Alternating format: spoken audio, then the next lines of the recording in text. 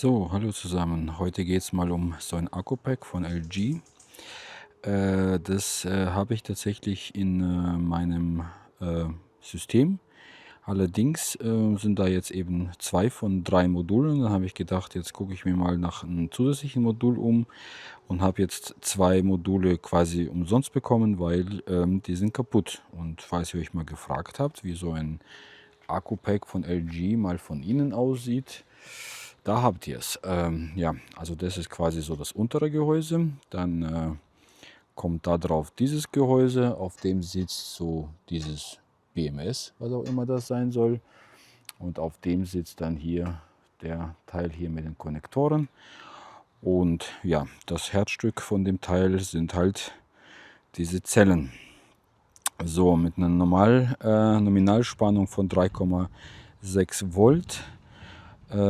Somit hat man 2 Stück davon. Die sind quasi jetzt hier, sind eben immer 9 Stück ja, parallel geschaltet.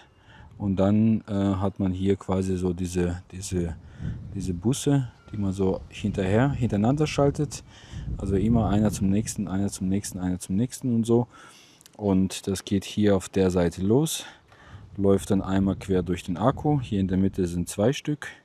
Dann läuft es hier hin und hier ist die Nummer 14, das ist die letzte und die ist dann hier verbunden, genau. Das Ganze wird dann mit so fetten Schrauben zusammengeschraubt, mit so einem Busbar hinten quasi hier hintereinander geschaltet. Somit hat man hier 50, irgendwas Volt, hier hat man 50, irgendwas Volt und dann ja, kommt man auf die Spannung von 100 irgendwas Volt, 101 Volt irgendwas. Genau. So, meine Idee war eigentlich, da ich 2 Stück davon kriege oder bekommen habe, dass ich die eventuell reparieren kann.